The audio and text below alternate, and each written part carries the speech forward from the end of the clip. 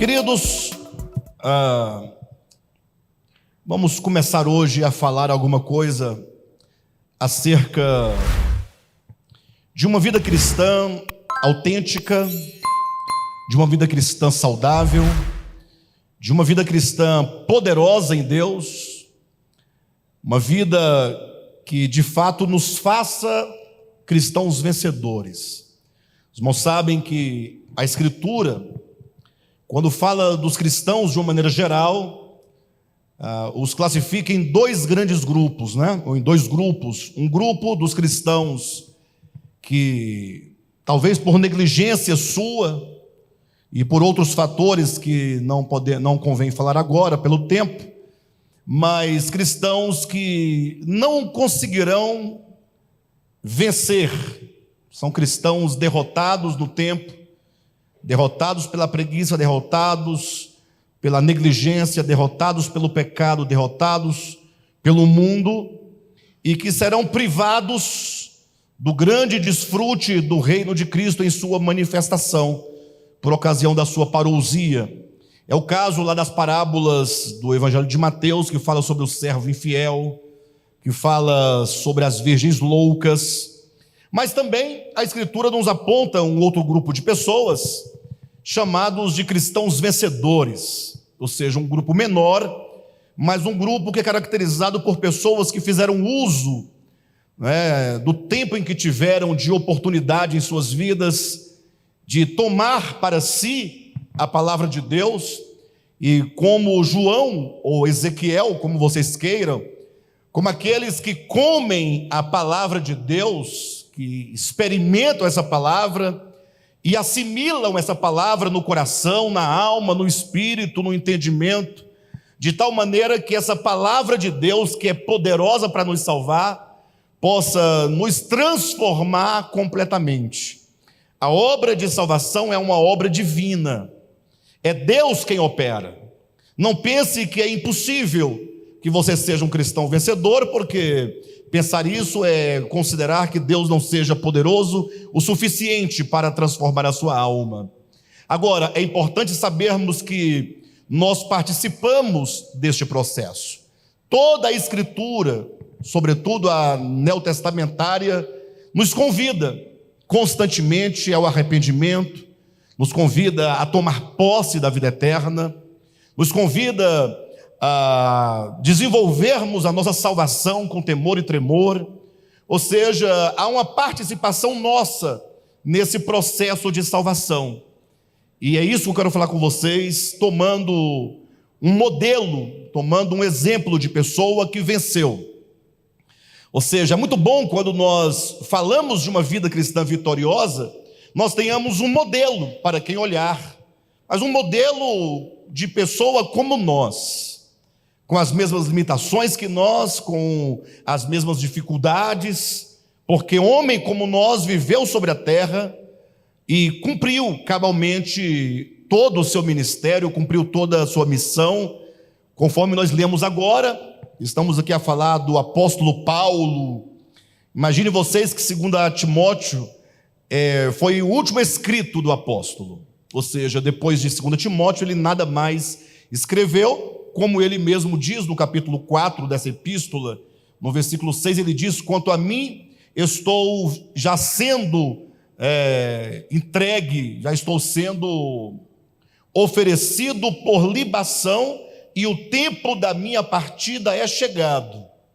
Agora, o que Paulo tinha a dizer de si mesmo, nesse momento crucial da sua existência, que é o momento em que ele sabia que ele estaria cruzando os portais do tempo para a eternidade. Ele simplesmente diz assim, com bastante clareza, com bastante consciência, com bastante firmeza, ele declara: combati o bom combate, completei a carreira, guardei a fé. Ou seja, ele diz que ele cumpriu cabalmente, em fidelidade, aquilo que ele precisava realizar. E então ele pôde em seguida dizer: desde já, desde agora, a coroa da justiça me está reservada, a qual o Senhor, reto juiz, me dará naquele dia, e não somente a mim, mas também a todos quantos amam a sua vinda. É este apóstolo que diz assim acerca de si mesmo, que completou a sua carreira, que guardou a fé, que cumpriu cabalmente com o seu ministério. É o mesmo que diz em 1 Coríntios capítulo 11, versículo 1, dizendo à igreja, sede vós meus imitadores, como também eu sou de Cristo. Daí a ideia de nós falarmos um pouco sobre essa figura deste homem que, de certo modo, é um modelo para nós. Não que ele seja um modelo em si mesmo. Quando ele diz, sede meus imitadores, ele diz, do modo como também eu sou de Cristo, ou seja, Cristo é o grande modelo. Cristo foi o grande homem que de fato viveu a sua existência e cumpriu a missão que havia de realizar, amando a Deus em perfeita harmonia com a vontade de Deus. Mas agora Paulo se coloca, tomando Cristo como modelo, se coloca agora a si mesmo como modelo. Ou seja, em que sentido devemos nós imitar o apóstolo Paulo? No sentido de que ele foi um esmero imitador de Cristo. Imitemos, portanto, o apóstolo Paulo naquilo em que ele fez, imitando a Cristo. Por isso o tema que nós propomos é o segredo de Paulo. Ou seja, Paulo certamente tinha alguns segredos, ou alguns atributos, algumas virtudes, algumas atitudes que ele tomou em sua vida e que ele experimentou, que certamente o fizeram um vencedor. Paulo, ele podia dizer que a coroa da justiça já estava reservada e que ele a haveria de receber da parte de Deus, porque ele havia realizado com amor e com fidelidade toda a sua obra. Mas se você olhar para a vida de Paulo e olhar para a sua própria vida, tanto a vida de Paulo como a nossa, ela está cheia de obstáculos, cheias de problemas.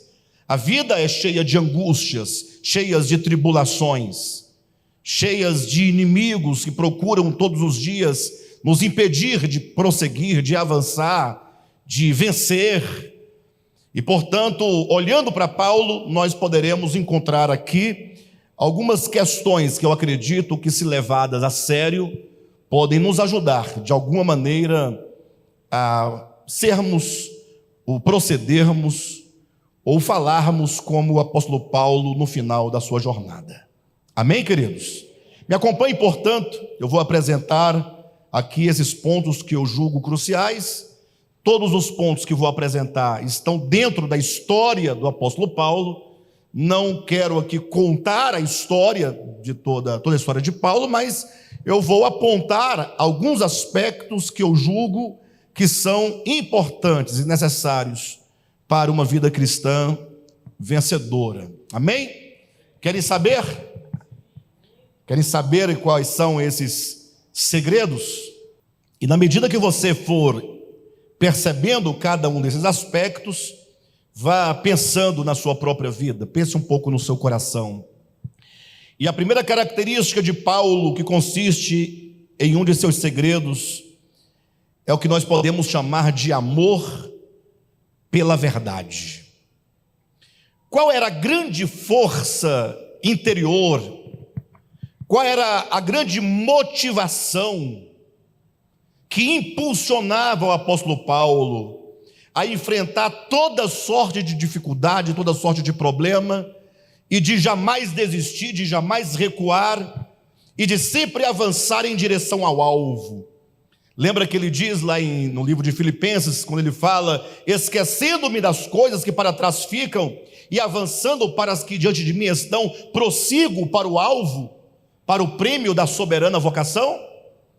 Que força era essa? Eu fico olhando para a nossa experiência humana, para a minha experiência, para a experiência de vocês também. Eu conheço um pouco da experiência de cada um aqui, ou da maioria pelo menos, de pessoas mais próximas a mim, e eu fico observando o quão frágeis nós somos. Quantas vezes vem a vontade de desanimar, a vontade de desistir diante de coisas tão pequenas, de coisas tão insignificantes. Mas o apóstolo Paulo não, ele diz: olha, eu prossigo para alcançar o prêmio da soberana vocação.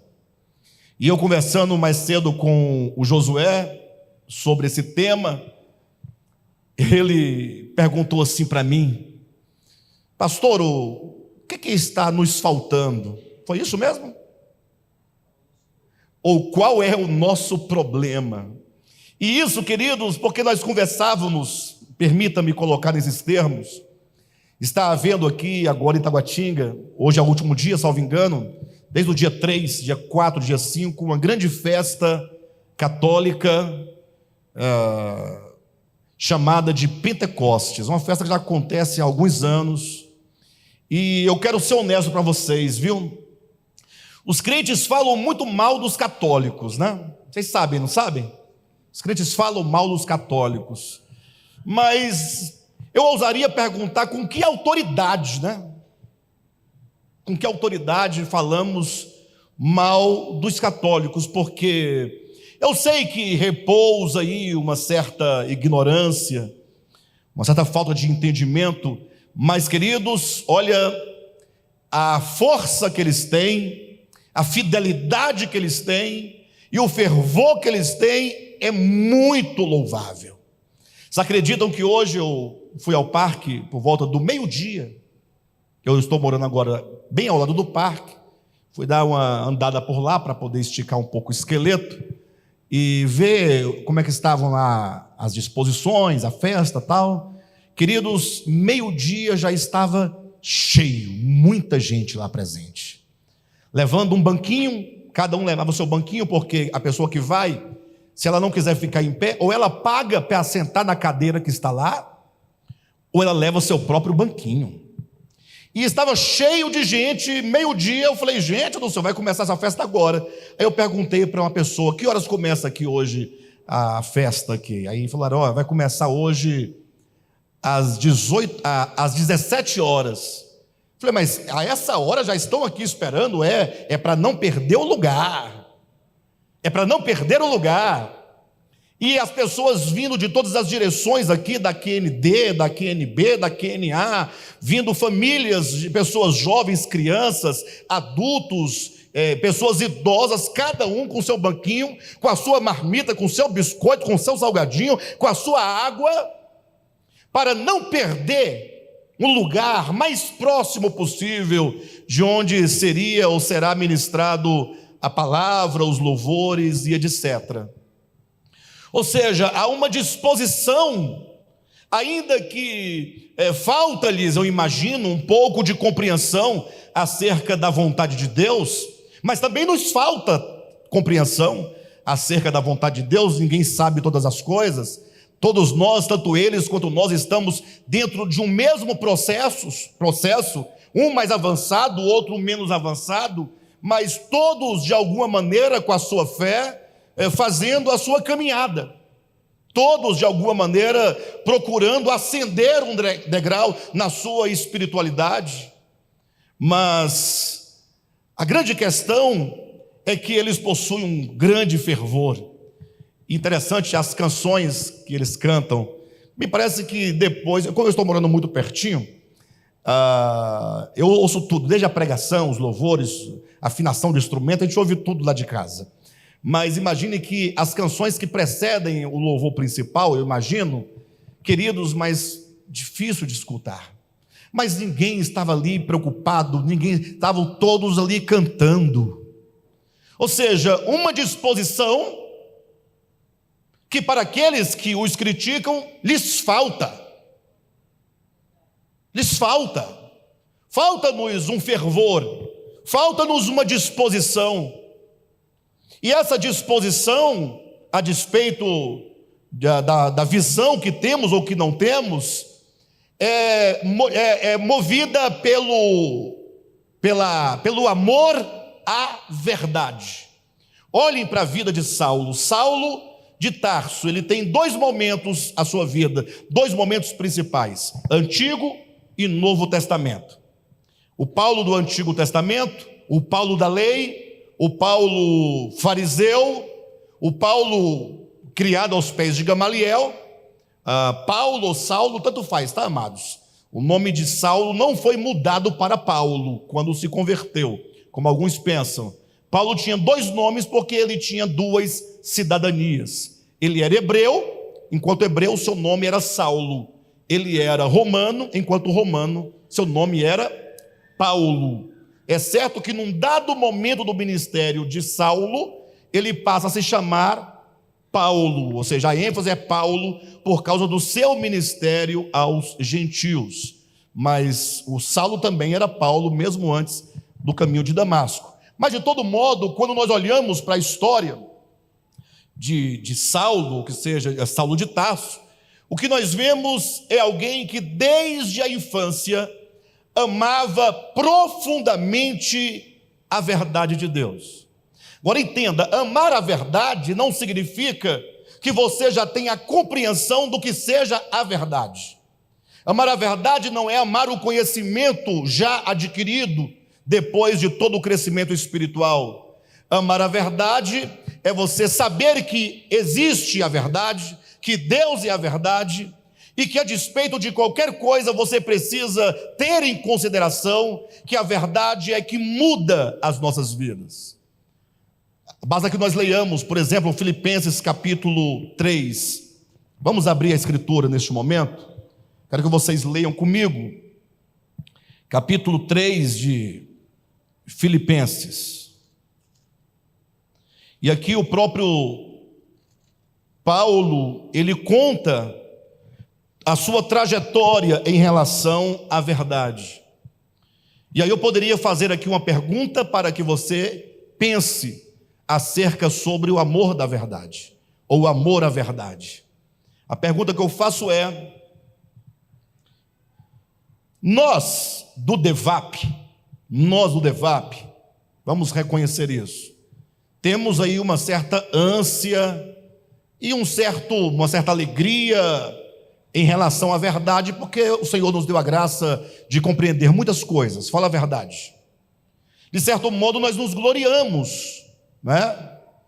Não vou dizer uma coisa negativa, mas nós estamos sempre testemunhando que o Senhor nos tem mostrado, que o Senhor tem falado, que o Senhor tem aberto nossos olhos, que nós estávamos cativos, que nós éramos prisioneiros, que o Senhor nos libertou. Sim, mas diante disso eu pergunto: o que nós estamos dispostos a fazer? O que você está disposto a fazer pelo amor da verdade de Deus? Será que essa questão da verdade para nós é apenas uma questão intelectual? Será que essa questão da verdade é para nós apenas uma questão de vaidade? Uma vaidade pessoal, uma vaidade coletiva, uma vaidade religiosa? Ou será que nós pensamos verdadeiramente sobre a verdade e sabemos que somente a verdade será capaz, de fato, de nos libertar? Então, o que somos nós capazes de fazer em face da verdade, ou pela verdade, ou por amor à verdade? Será que esse amor existe mesmo? Ou será que é apenas um engodo? É apenas um artifício da nossa mente, do nosso ego, para nos manter mais e mais alienado à verdade, ainda que a louvemos? Então pense um pouco comigo e veja aqui o apóstolo Paulo dando o seu testemunho acerca da verdade. Capítulo 3 de Filipenses, ele diz assim, a partir do versículo 4, falando da sua vida anterior, antes de conhecer a Cristo. Ele diz: bem que eu poderia confiar também na carne. Se qualquer outro pensa que pode confiar na carne, eu ainda mais. Confiar na carne, queridos, nesse contexto, é confiar na sua capacidade, é confiar nas suas habilidades, é confiar, certamente, na sua capacidade de realização da vontade de Deus, mesmo não estando exatamente no caminho exato.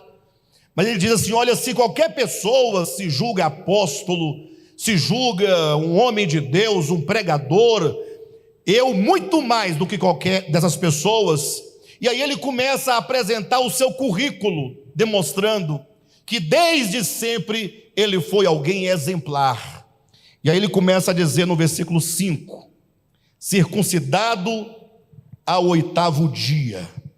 Se Paulo fosse um católico, você poderia entender esse circuncidado ao 8º dia como o batismo infantil, o batismo das crianças. Ou seja, ele começa dizendo: desde o meu nascimento, ao 8º dia de nascida, eu fui circuncidado. Ele diz: eu sou da linhagem de Israel, ou seja, filho de Abraão, mas não filho de Ismael, mas filho de Abraão e Isaac, e também de Jacó, que é Israel. Vai mostrando toda a linhagem do chamamento, da eleição. Ele diz: da tribo de Benjamim, porque a tribo de Benjamim, para Jacó, era a tribo mais amada, não é? Por ser o filho caçula. Eram 2 os filhos que Jacó mais amava, que era José, que era o filho da mulher a quem ele amava, e Benjamim, que era o filho mais moço. Então ele era da linhagem de Israel, da tribo de Benjamim. Ele era hebreu de hebreus, ou seja, pai e mãe hebreus. Ele tinha um sangue puro no que diz respeito a essa linhagem de Abraão. Quanto à lei, ele era fariseu, ou seja, ele fazia parte da seita mais severa do judaísmo. Se fosse hoje, ele diria alguma coisa que vocês sabem o que eu queria dizer aqui para vocês. Versículo 6, quanto ao zelo, perseguidor da igreja. E ele dizia isso com glória, ou seja, ele tinha um zelo tão profundo e um zelo tão grande pelo nome de Deus, por Iavé, pelo eu sou, que quando então ele se pôs como perseguidor da igreja, ele pensava fazer com isso, prestar um culto a Deus. Ele pensava que ele estava prestando um atributo a Deus, ou seja, Deus tinha o seu povo escolhido, segundo Paulo, ou Saulo, que era o povo de Israel, e que agora ele via a igreja de Jesus Cristo como um perigo para afastar e desviar os judeus da sua verdadeira fé. Daí ele se pôr como um perseguidor da igreja, como que pensasse: eu vou aniquilar a igreja, porque aniquilando a igreja, eu defendo o nome de Deus, eu defendo Moisés, eu defendo as escrituras, eu defendo a lei. Então, quando ele diz que quanto ao zelo, ele era perseguidor da igreja, ele fala isso com muito louvor acerca de si mesmo. E ele diz ainda mais: quanto à justiça que há na lei, irrepreensível. Então, até aqui, mostra-nos toda a vida de Saulo de Tarso, antes de se encontrar com Jesus no caminho de Damasco. Ou seja, Saulo, desde a infância, era alguém que estava determinado a dedicar toda a sua existência, toda a sua vida, todas as suas forças, todo o seu talento por uma causa que ele acreditava ser a verdade. Para Saulo, Moisés, a lei, os profetas, o judaísmo, o templo, o sábado, os sacerdotes, os sacrifícios, as festas de Israel, para ele tudo aquilo era o reflexo, era a expressão da verdade. De modo que mais na frente ele vai confessar que lhe faltava entendimento, que lhe faltava compreensão. Mas o fato é que, a despeito de qualquer coisa que alguém possa falar acerca de Saulo, antes de se encontrar com Cristo, ele era alguém que amava a verdade de Deus. Amava a tal ponto de se fazer um perseguidor da igreja. Amava a tal ponto de fazer com que ele ingressasse numa das seitas mais severas do judaísmo. Ou seja, ele tinha um grande orgulho de poder dizer tudo aquilo que ele era e aquilo que ele representava no judaísmo. Ele viria a dizer no livro dos Gálatas, capítulo 1, que acima, ou seja, até os ombros dele, nenhuma pessoa da sua idade era superior a ele. Ou seja, todos da sua idade estavam abaixo da disposição, do amor, da entrega e do serviço que ele tinha. Alguém pode dizer, mas ele não conhecia a verdade, ele não conhecia Jesus Cristo, ele não conhecia o espírito da lei, ele era um legalista, ele era um perseguidor, ele era um homem mau, ele era um homem perverso. Você pode dizer tudo isso dele, mas o que você não pode dizer é que na sua ignorância, na sua falta de visão espiritual, ele era absoluto por Deus. E agora eu pergunto para vocês, o que vocês acham? Como Deus olha para duas pessoas, uma que não compreende muito, que não sabe muito, que até pensa que sabe, até pensa que compreende, ou até tem alguma compreensão, mas a sua compreensão não é exata, não está de acordo com a revelação. Essa pessoa tem uma visão deficiente. Você talvez julgue que o culto que ela presta não é adequado. Você pode julgar que a oração que ela faz não é adequada. Você pode julgar que os louvores dela não é adequado, que o lugar onde ela reúne não é adequado, que a sua teologia não é ortodoxa. Mas essa pessoa, ela ama a verdade de tal modo que se há algum problema aqui ou alguma deficiência, está apenas numa oportunidade para que os seus olhos sejam abertos e ela compreenda. Tudo bem, ela não tem o que você tem, mas ela é toda e é absoluta pela verdade. Agora, do outro lado, alguém que pode dizer, eu compreendi a organicidade das Escrituras. Inclusive eu li o livro Nascidamente, vocês já leram? Ótimo livro, viu, amados? E esse livro certamente nos tem ensinado a olhar a Escritura com um olhar orgânico, um olhar de quem procura a essência em cada palavra, em cada versículo, em cada capítulo, em cada livro da Escritura. Você pode até falar assim, puxa, eu entendi agora sobre a alienação do homem em relação a Deus, que é o problema do pecado. Você pode às vezes conversar com alguém e achar que aquela pessoa é tão ignorante com respeito à ideia do pecado, porque ela ainda está naquele rudimento, ela ainda está naquela visão, daquele jardim, daquela árvore, daquela serpente, ela não compreendeu que o problema do pecado é uma questão orgânica, e você daqui do outro lado, assim pensando, coitadinho dessa pessoa, não sabe de nada, né? Você pode dizer, puxa, eu compreendi, inclusive, que o reino de Deus é uma questão interior. Enquanto todos estão ali buscando o reino de Deus fora de si, nós sabemos que está dentro de nós. Você pode falar sobre a vinda de Jesus, você pode falar sobre o reino milenar, você pode falar com clareza acerca do sinal da besta, do anticristo, mas se te falta amor pela verdade, eu pergunto para você, diante dos olhos de Deus, quem aqui, em questão de disposição de coração, como diz que Deus olha o coração, quem aqui está mais adequado? Quem aqui está em melhores condições? Amados, nós precisamos parar um pouco e refletir sobre nós mesmos. Eu dizia essa semana que muitas coisas nos enganam. Até um local novo, com novas disposições, pode ser um grande engano para nós, porque nós ficamos entusiasmados com as coisas que menos têm valor e nos esquecemos das coisas que de fato têm valor. O amor da verdade decidirá finalmente onde você estará na eternidade. Não adianta você controlar ou definir ou abarcar toda a compreensão da doutrina calvinista, da eleição, da predestinação, uma vez salvo para sempre salvo. Isso pode ser só doutrina, só dogma. O que vai definir onde você estará é exatamente o amor à verdade. Isso o próprio Paulo vai declarar, daqui a pouco eu leio para vocês, mas vamos continuar aqui para os irmãos perceberem o testemunho de Paulo acerca do seu amor pela verdade. Continuando em Filipenses capítulo 3, no versículo 7, começa com um mas. Tem um mas na sua Bíblia aí? Mas,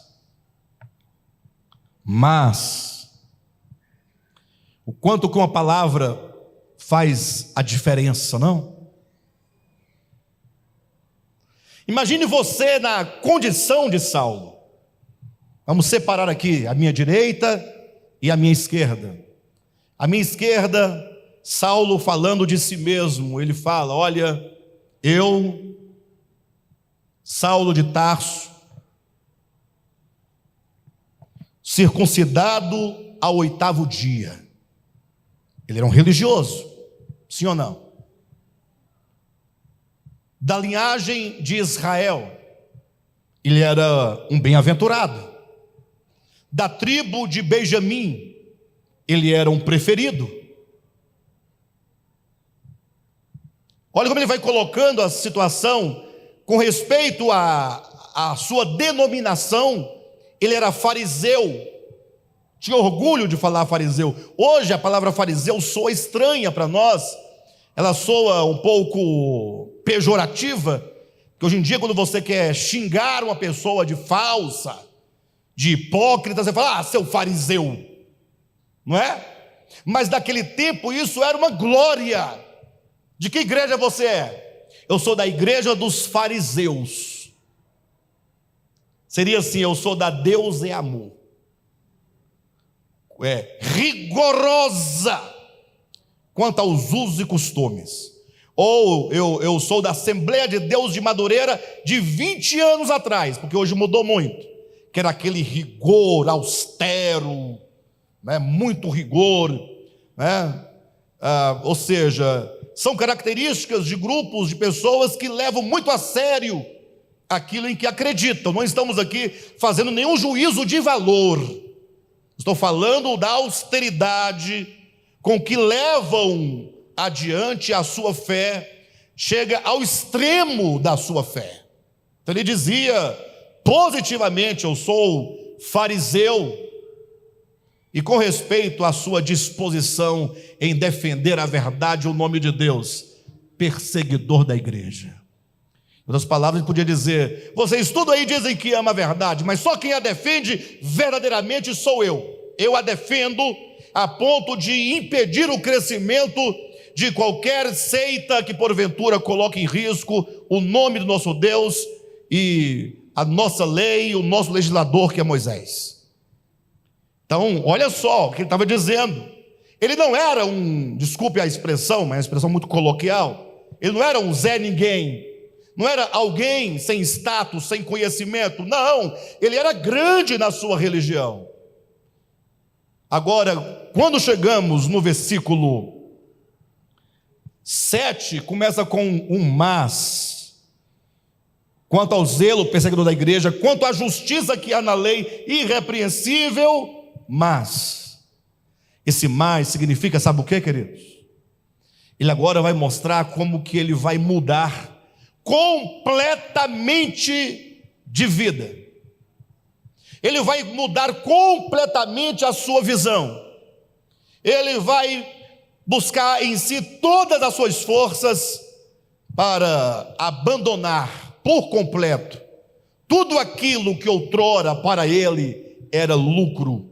Ele diz: mas aquilo que para mim era lucro,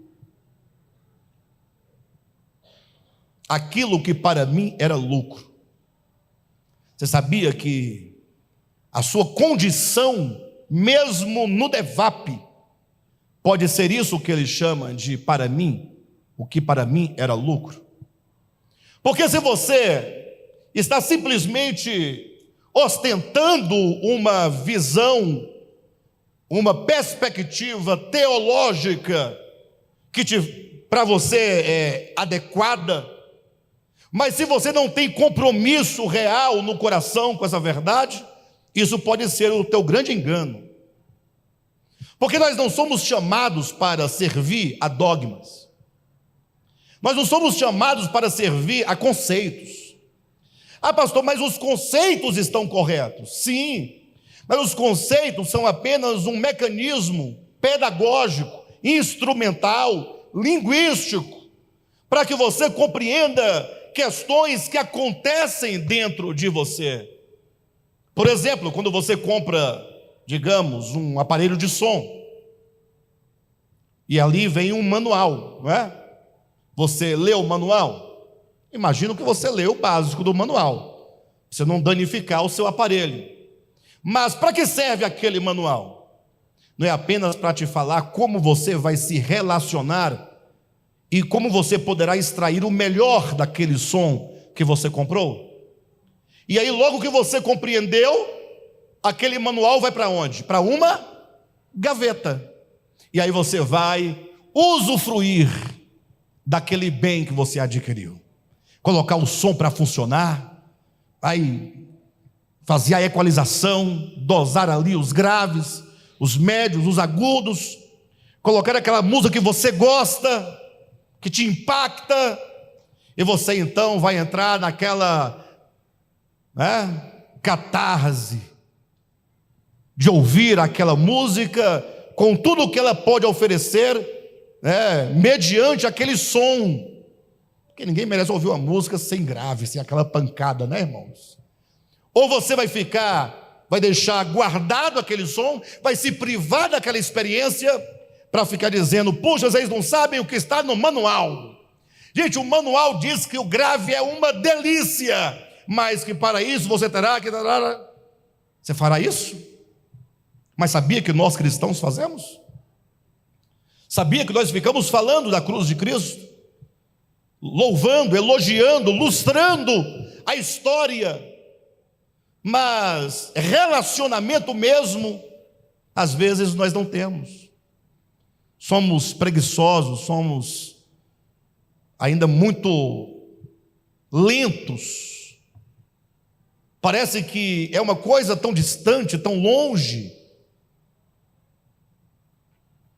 Paulo vai dizer: mas o que para mim era lucro, isto considerei perda.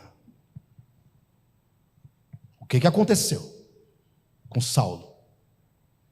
Queridos, imagine que Saulo vinha numa velocidade. Se você pegar a figura e a tradição, imaginemos que ele viesse num cavalo, ali a caminho de Damasco, tá bom? Imaginemos. Mas imagine que aquela cavalgada que ele vinha realizando em direção a Damasco representasse a sua cavalgada na sua vida religiosa. Ele vinha num ritmo, numa velocidade, num ímpeto, numa determinação, quando de repente alguma coisa coloca em xeque todas as suas convicções. De repente uma luz mais clara, mais brilhante, mais forte que o sol do meio-dia, irradia diante dele. Ele imediatamente é lançado com o rosto em terra, e quando ele olha, ele vê um homem em meio àquela luz. Lógico que ele não podia saber quem era, nem mesmo os discípulos de Jesus, após a sua morte e ressurreição, puderam reconhecê-lo de pronto, na sua glória, ou na sua ressurreição. Imagine agora na sua glória, quando ele vê aquele homem fantástico diante dele, e ele sabe que aquilo é algo sobrenatural, que excede as suas forças, que excede qualquer explicação humana, ele faz a pergunta básica: quem és tu, Senhor? Se ele não faz essa pergunta, tudo poderia continuar como antes. Ele pergunta: quem és tu? E ele poderia imaginar que fosse qualquer ser, qualquer pessoa, menos uma, que jamais lhe passaria ou lhe passou pela mente ou pelo coração. Porque ele, Saulo, tinha a certeza que Cristo estava morto, sepultado, que a história da ressurreição era uma mentira. Ele sabia disso, ele tinha tal convicção. Os boatos eram frequentes, a história que criaram para esconder a verdade da ressurreição prevalecia no meio dos judeus. E ele pergunta: quem és tu, Senhor? Ele sabe que este que aparece é maior do que ele, e então o ser responde dizendo: eu sou Jesus. Eu sou Jesus, a quem tu persegues. Saulo com o rosto em terra, eu fico imaginando ele dizendo consigo lá dentro: Jesus está vivo. Ele está vivo. E agora, se ele está vivo, Saulo tem um grande problema para resolver, porque o Cristo de Deus, que se encarnou, que se fez homem, viveu como homem, foi crucificado, foi morto e foi sepultado, se é verdade que ele ressuscitou, a ressurreição de Jesus põe em xeque toda a estrutura teológica de Saulo de Tarso. Não faz sentido, porque se ele ressuscitou, então ele é o Filho de Deus, e se ele é o Filho de Deus, e ele ressuscitou, então o Yahvé deu ao seu Filho, por meio da ressurreição, a sua aprovação. E se ele é o Filho de Deus que foi pelo Pai aprovado, então o judaísmo caiu por terra. Acabou. É nessa hora que muitas pessoas se levantam, bate a poeira e fala: desculpa, Jesus, foi só um engano, estou voltando. E passa a lutar toda a sua vida contra aquela visão que um dia tivera. Mas quando ele ouviu a voz: eu sou Jesus, a quem tu persegues, e Saulo então pensou consigo: puxa vida, ele está vivo. Mas o amor à verdade, queridos, é amor à verdade, não é questão de dogma. Saulo amava os dogmas em razão da verdade. Se os dogmas são postos em xeque quando a verdade lhe aparece agora ressuscitada e glorificada, Paulo não vai titubear. E a próxima pergunta que ele faz é: o que queres que eu te faça, Senhor? Ou seja, eu estou aqui disposto a realizar toda a tua vontade. Estou disposto a realizar a tua vontade. Por isso ele vai dizer aqui no capítulo 3 de Filipenses, no versículo 7, mas o que para mim era lucro, isto considerei perda por causa de Cristo. E ele ratifica no versículo 8, sim, deveras considero tudo como perda, tudo, a circuncisão, a linhagem de Israel, a tribo de Benjamim, filho legítimo hebreu de hebreus, fariseu, perseguidor da igreja, a irrepreensibilidade da justiça da lei, tudo isso, ele diz, não me serve mais para nada. Sim, deveras considero tudo como perda por causa da sublimidade do conhecimento de Cristo Jesus, meu Senhor, por amor do qual perdi todas as coisas e as considero como refúgio para ganhar a Cristo. Ou seja, se antes de se encontrar com a verdade, ele tinha um conjunto de coisas que ele chamava de verdade, agora ele pegou essas muitas coisas, desprezou, renegou, abandonou, para ganhar uma só, a Cristo. Porque Cristo é tudo. Cristo é maior do que tudo. Nada é comparável a Jesus. Se o cristianismo posteriormente, ou se os líderes do cristianismo transformaram o cristianismo num tanto de coisas, como que voltando ao que era o judaísmo, Saulo de Tarso não tinha esse conhecimento. Ele sabia que ele abandonava todas aquelas coisas por causa de uma pessoa, por causa de Cristo, porque ele entendeu que todas as coisas encontram em Cristo a substância. Ele entendeu que todas as coisas do judaísmo encontravam em Jesus o seu pleno cumprimento, a sua glória. E agora então, Saulo de Tarso passa a ser um eterno defensor de Cristo. A partir de então, Saulo agora, ele muda completamente e radicalmente. Ele faz uma guinada de 180 graus, no sentido em que ele ia para servir a Cristo. Que força é essa, senão um amor à verdade? Agora, o problema do amor à verdade, queridos, isso eu chamo de problema porque eu tenho visto acontecer muito, sobretudo no nosso meio. Aqui é o lugar onde nós mais conseguimos detectar essa situação. É que antes, quando nós não havíamos compreendido as verdades fundamentais acerca de Jesus, nós também tínhamos muita disposição. Muita disposição.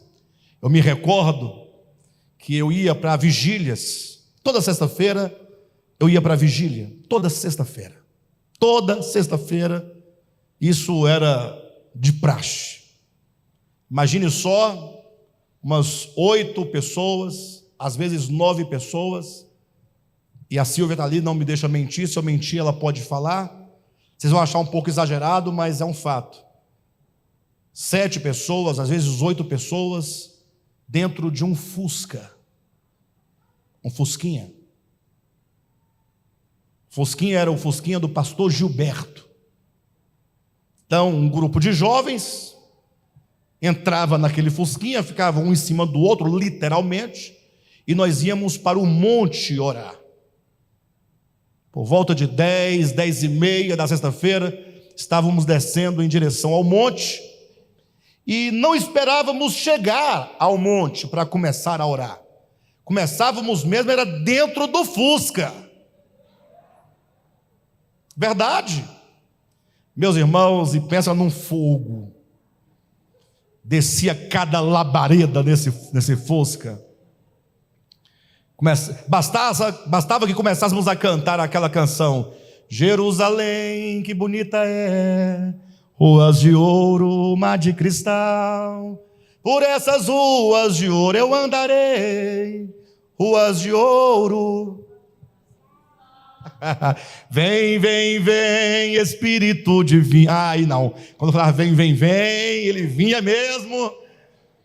E pensa, a gente chegava naquele monte já cheio, uma tocha de fogo, uma tocha humana, e ali ficávamos orando de 10 às 11, às 12, 1, 2, chegávamos em casa 4, 5, 6 horas da manhã. E vocês acham que no dia seguinte não tinha consagração no sábado de manhã? Lá nós estávamos na consagração. Íamos evangelizar. Imagine que desde os meus 10 anos de idade, eu comecei a bater de porta em porta. Uns 11 anos de idade, cheguei no Penorte com meus 10 anos, uns 11 anos estava integrado na igreja, pegava minha Bíblia, batia na porta da pessoa e dizia assim para a pessoa: você pode me permitir entrar na sua casa? Porque eu estou aqui porque Jesus Cristo ordenou dizendo, era esse o discurso: ide por todo o mundo e pregai o evangelho a toda criatura. Quem crer e for batizado será salvo, quem não crer será condenado. E eu vim aqui falar desse evangelho para você. Então pode entrar. Eu entrava, eu dizia, falava, tinha já os textos tudo pronto. E eu encerrava com aquele texto que dizia, conforme está em Apocalipse 3:20, eis que eu estou à porta e bato. Se alguém ouvir a minha voz e abrir a porta, ali eu fazia o encerramento com apelo, partia para a próxima casa, de casa em casa, de casa em casa. Muita disposição. Quantos aqui também não passavam o domingo inteiro na igreja? Escola dominical, acabava que horas? 11h30. Quando não ia até meio-dia. Aí você ia para casa rapidamente, tinha que comer, se não tivesse de jejum. Você tinha que voltar à tarde para o culto ao ar livre. É o que eu ia falar na ordem inversa. Eu ia falar primeiro o culto ao ar livre, depois voltava, tinha ensaio, mas não tem problema. Corria para casa porque ia começar o culto da noite, às 19h30. E saímos de lá que horas? 22h30. Feliz. E lembrando, na segunda-feira, culto de doutrina.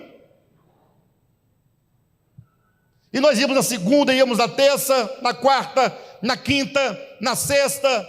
Minha mãe perdeu o esposo, o marido, por uma das razões era essa. Não parava em casa, nunca. Tem outros motivos também, mas esse também, vocês sabem. Quantas mães não perderam seus filhos porque não puderam ficar com os filhos, servindo a Deus na igreja? Uma entrega, dava o dízimo. Se alguém falasse contra o dízimo, arrumava uma briga com você. Vocês brigavam para dar o dízimo. As ofertas alçadas, que até hoje eu não entendi. O que são ofertas alçadas, irmãos? Quem já deu ofertas alçadas aqui? Alçadas. Tá. Aí eu pergunto, você sabia o que era oferta alçada? Hã? Não. Alçar é levantar, mas você sabia o que era oferta alçada? Eu acho que eles falavam isso para dizer, vamos levantar uma oferta, né? Mas levantar não é levantar, é recolher. Vamos recolher uma oferta, vamos levantar um dinheiro, vamos levantar uma vaquinha.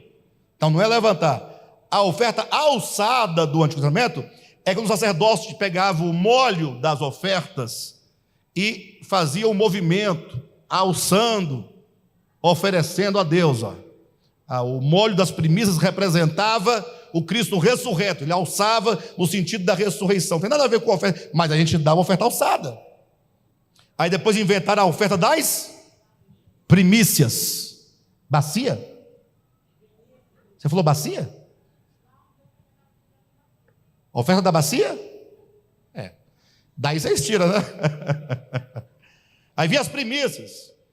Depois vinha o quê? O sacrifício. E aí você pode inventar o que você quiser, que o povo... Aí nós tínhamos uma fidelidade. Aí onde é que está o problema? Que quando você descobriu que não era nada daquilo,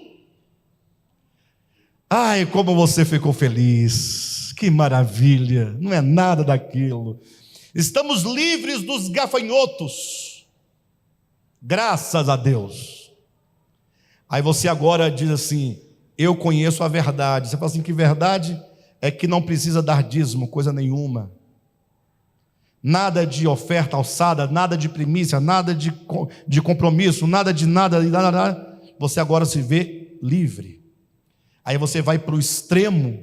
Se lá havia uma escravidão, movido pela cegueira e o desentendimento, e por isso você era constrangido a dar, agora você se torna uma pessoa suvina. Melhor do que avara. Vocês preferem suvina ou avara? A irmã disse que prefere avara. Mas suvina, mão de vaca. Mão de vaca. Hã? Aí nós vamos para o outro extremo. Lá nós orávamos 24 horas por dia. Do lado de cá, não sabemos orar, não queremos orar, não gosta. O irmão está orando e você está olhando ao celular, mexendo, conversando, andando, tomando água. As coisas vão perdendo para nós o significado. Congregar, lá nós éramos escravizados. Agora você vai quando dá, quando pode. Na verdade, assim, quando congregar? Quando sobra uma vaga. Está fazendo nada e você vai. Não é assim que acontece muitas vezes? Porque se nós bem pensarmos, imagine reunião da igreja no domingo às 18h30. Pensa comigo. Tem que ter força de vontade. Tem que ter força de vontade. Tem que ter determinação. Senão você vai meio-dia para o churrasco, chega lá, toma 3 Heineken, come meio quilo de picanha, aí quando dá 6 horas, fala, tem culto hoje. Fala, não, deixa para semana que vem, vamos ficar aqui até as 8 horas, encerrar a história, aí nós vamos para casa descansar, ver o Fantástico. Por que isso acontece conosco? Por que o conhecimento, o entendimento da verdade nos faz negligentes? Já pensaram nisso ou não? Com vontade de falar dos músicos da igreja, irmãos. Com vontade, eu olhei para o Valdeir ali, falei, meu Deus, deu vontade de falar.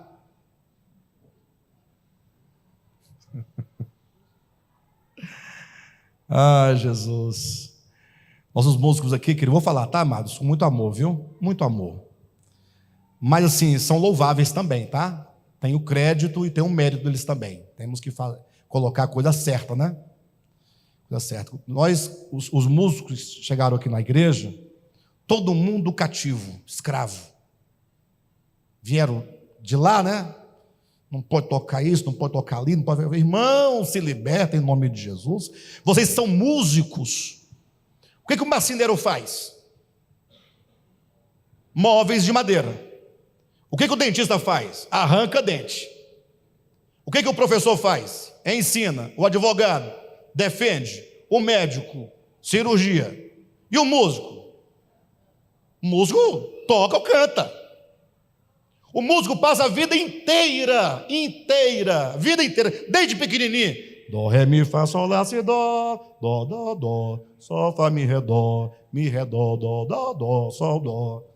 Solfejando, pestana, solano, parece doido, onde ele está assim, ó. Na rua, andando. Aí ele aprende, se torna um músico. Aí a igreja fala o quê? Infelizmente você não pode exercer sua profissão, só pode tocar na igreja. Não é assim que acontece? Eu falo, irmãos, sejam honestos com Deus e consigo mesmo. Exerçam a profissão. Vocês são músicos, o músico tem profissão, deve exercer a profissão. Sejam livres, sejam livres. Aí foram animando, foi um, foi outro, hoje todo mundo vai, graças a Deus, graças a Deus. Mas aí uns foram e não voltaram. Afinal, 10 leprosos foram curados. Quantos voltaram para agradecer? É uma relação, né? É uma relação. Então, músicos, sejam bem-sucedidos, sejam criteriosos com respeito à música, tudo que vão fazer, mas venham. Porque a gente às vezes vai devagarzinho, chegou a hora que está tão distante que fica difícil voltar. Mas isso serve para todos nós que não somos músicos. Veio a pandemia nos obrigou a não congregar, nos obrigou, fizemos de tudo, live, transmissão, a pandemia acabou, e muitos não voltam, mas nós precisamos dos irmãos. O amor à verdade envolve também a ideia de igreja. Hoje eu não consigo concluir o segredo de Paulo, mas vocês verão que há outras coisas a serem ditas sobre ele. Hoje falamos sobre o amor à verdade. Então, o objetivo de cada um de nós aqui, diante dessa ministração, é nós revermos o nosso conceito de fato e de verdade, o que nós pensamos acerca da verdade, o que nós estamos dispostos a realizar em prol da verdade. Ou se porventura a nossa relação com a verdade é apenas uma relação de quê? Uma relação de quem não acredita muito, não é? Apenas um status, um nome, mas falta aqui dentro. Então, vamos pensar acerca disso, amados, e cada membro do ministério, cada irmão e cada irmã que de fato e de verdade está entendendo o que nós temos ministrado aqui, vamos reagir positivamente, vamos reagir, vamos nos apropriar desta verdade e vamos nos entusiasmar, nos encher de Deus, nos encher de alegria e vamos adiante, vivendo a palavra, pregando a palavra e fazendo de tudo para que essa palavra alcance o maior número de pessoas possível. Primeiramente alcançando a cada um de nós e depois os demais. Amém, queridos? Posso contar com vocês? Um dos segredos de Paulo era o amor à verdade. Amém?